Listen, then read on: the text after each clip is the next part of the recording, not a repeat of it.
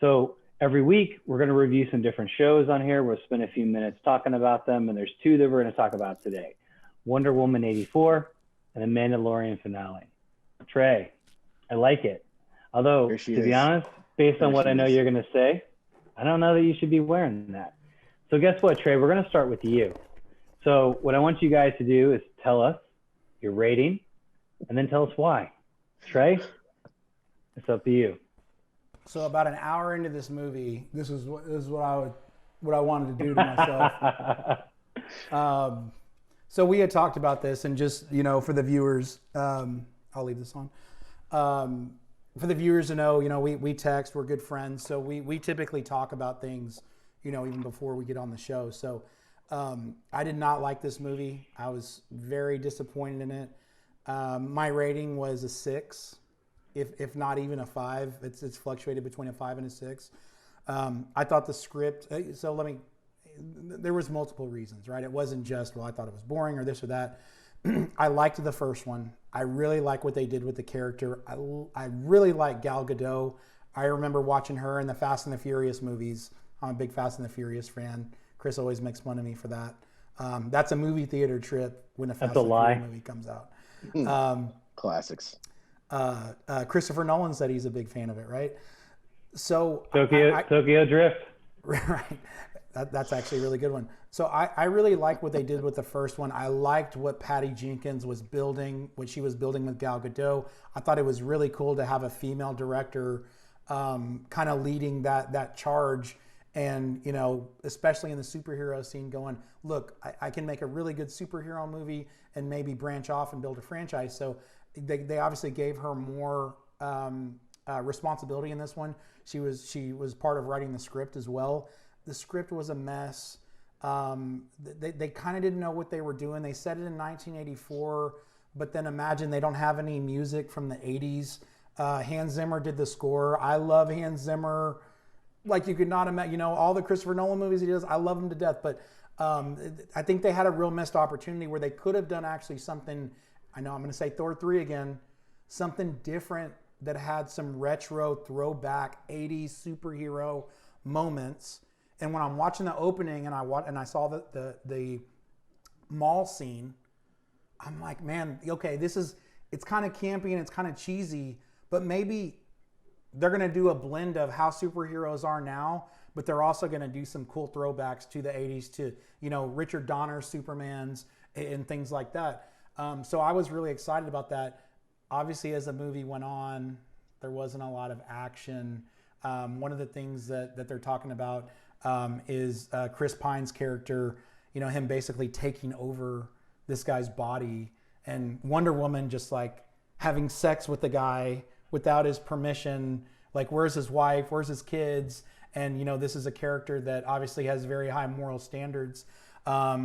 So and we'll do a more extensive review, but just, I'm going to say from a high level, but I've already gone past that. I was really disappointed, not only, from the script standpoint, but how, a lot of the decisions. I didn't like the villains, and I kind of thought it was a mess and it was a waste. And I still thought Gal Gadot did a really good job in this movie, and I still think she's awesome. I think she's perfect for the character, but they didn't do anything to really move her character forward. I'm not excited for the third one now like I was excited for this one. So I didn't hate it. I didn't love it either. So my rating was a 7.5. I know we've debated and discussed this before. So 7.5 is between good and great. So are you willing to say no what? No, I would say an 8. An 8 is good. 7.5 is mediocre. But we go by the IGN ranking scale here. Shout out to IGN. No. And 7 is good and 8 is great. No, if we saw a game at 7 or 7.5, I never adopted it. So can I tell my review? Is that okay? So yes, but just what word? Because we like the IGN review scale because you have to kind of commit to like it's good, it's great, it's fair. So a 7.5 is fair? Wouldn't a 5 be fair? No, 5 would be crap. Okay, so before the next episode, we need to align on a rating scale. Fair enough. Let's do it. So I thought, if you can shut up, which is difficult to do for you. if I would say the movie was fair. Was it great? It wasn't good. It was fair. I see what they were trying to do with it, and maybe I'm giving Patty Jenkins more credit than she deserves.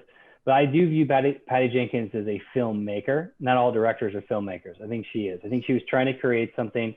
She had really total control, a la Christopher Nolan. In fact, there's articles about how Warner Brothers really wanted her to remove one of the first two scenes, whether the scene of the younger version of Wonder Woman going through their Olympics, whatever that was called, or the mall scene.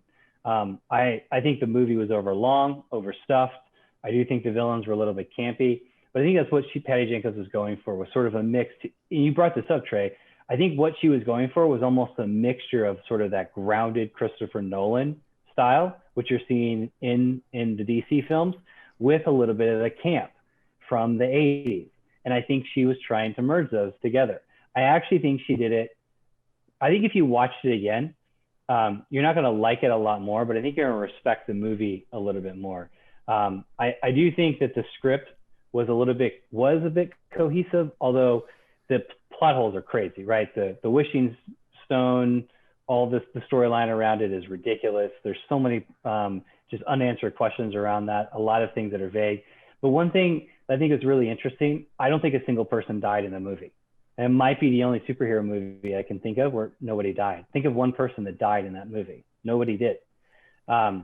So I think Patty Jenkins set out to tell a larger story. I don't think it was appropriate to try to tell in a Wonder Woman setting. It didn't stick at the landing by any means, but I respect what she did. I also love Kristen Wiig. I love Gal Gadot. Like you said, Trey, I think she's perfect as Wonder Woman.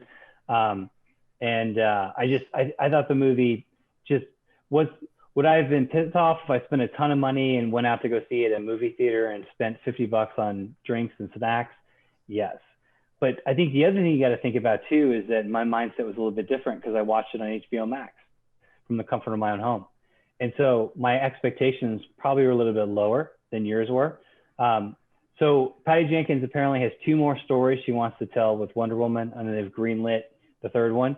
And to your point, I am less excited about the 3rd one than I was about the 2nd one. I'm still going to watch it though, and I'm probably still going to critique it. And there are going to be things I like about it and things I don't. But I didn't hate it as much as you did, but I didn't like it. And I want to be clear, so we're aligned, Trey, that you understand just because I didn't hate it doesn't mean I didn't like it, or doesn't mean that I liked it. So how is Tony, that a 7.5? I don't want to. Trey, okay, we're done. Sorry. Tony, what was your rating? What did you think? Is it my turn? Yeah. I hated it, man. I like I said in our text earlier, I love that we all have different opinions. I mean, I think this is the best part. Otherwise, what's the point of even having these discussions if we were constantly just like, yeah, yeah, exactly. No, I thought it was trash, terrible. I didn't like it. What's your rating? 5, an easy 5. I mean, that's okay. To me. So is that generous. in our scale? Are we saying 5 is trash? Is that what we're saying a 5 is? Because that's what I think of a 5. A 5 is total trash. Right. 5, so to me, 5 is like I don't even want to watch it again to do the review video with y'all. Like I to pick little things out. I will, but I just don't want to. Like I have no desire to ever watch this movie again. It was campy. To me, the storyline, there were so many plot holes. I felt like, even though I did actually like this show, I felt like it was an episode of Lost, when the show was over. I just had so many questions, and I was more confused than I was before we started the show. It doesn't fit into the MCU, and maybe it's not supposed to. I don't know. Then again, I don't even know what the MCU is right now with that storyline, the Justice League and everything. The first Wonder Woman, thought was a good movie. I liked it. I would have probably given that a 8. I really enjoyed that one. I would watch that one again.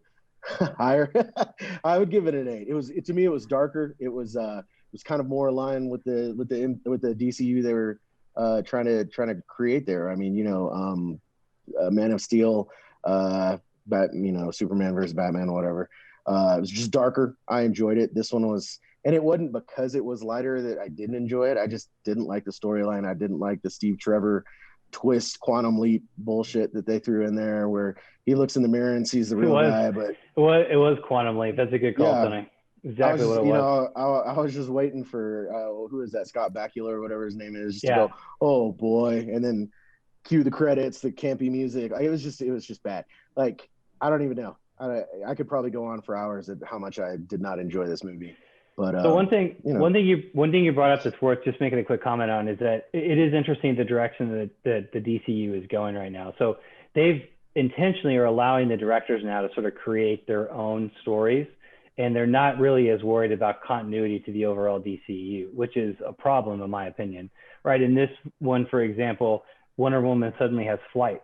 Well, at no point in Justice League or whatever does Wonder Woman have flight, or does it? That she has anything like that. So those are the type of things. It's a wishing stone, right? All the wishes that are probably still out there that somebody wished but didn't renounce, right? The whole renouncing of wishes is a whole nother thing. You can spend an hour just talking about that. It's ridiculously stupid. But what's still out there? And so nothing connects to anything. And that's to some degree by design. And then I just read an article today, Tony, talking about that they are going to now really embrace the multiverse. yeah. And I think the new Batman movie coming out is going to take place on Earth 2, not Earth 1. And so I don't know how they're going to explain that to audiences as people begin to watch these things. But yeah, Right. they're allowing the directors of these movies now to have quite a bit of creative freedom with no real regard for connecting it. So I guess that's their potential way of differentiating it from the MCU. I think it's a mistake. I think the reason why people love the MCU is the continuity and the connectiveness of the universe, even though there are continuity errors. There are fewer of them than there will be in the DCU. So I guess we're going to see kind of how it goes. But so let's bring this one to a wrap. Trey, to your point, we're going to have a whole nother video that we're going to really dive into Wonder Woman 84. We're going to debate, discuss. It's going to be interesting for us to go through it. And we'll kind of go from there. You're welcome, though, to leave your Wonder Woman costume on, though, for the rest of the show. They should embrace the multiverse and renounce this shitty movie. No. Yeah, I got a whole nother hour I could talk about multiverse theories and things like that. And I think it's just a quick and easy way for them to be like, well, if the movie sucks, we'll just put this on a different planet somewhere and pretend like it never gets involved with anything else. Which, I mean, hey, if they just want to crank out movies, crank out shows and just be like, oh, and this takes place on Earth 152, so it'll probably never cross over with Earth 1. Whatever. But it also allows them, Tony, to replace actors over time. They can do whatever they want, right? You can take Zack Snyder's Justice League and say it's canon, but it's canon in, to your point, Earth 500. It doesn't have to be canon on Earth 1. So, but at some point they're going to have to anchor the audience in like what is the main storyline and the main Earth that they should be invested in. Because going back to the MCU has established that. And so there's emotional connections and ties to those characters and to the story that feels, really well connected. And now they've earned the right to introduce the multiverse in a way that's going to be impactful and meaningful. And I don't think DC has done the same thing. They're using it more as a gimmick. And to your point, Tony, as a way to sort of like rewrite, what movies they want to be canon and which ones they don't. So. All right, so let's bring this one to a wrap, and let's transition on to the Mandalorian finale. So we did.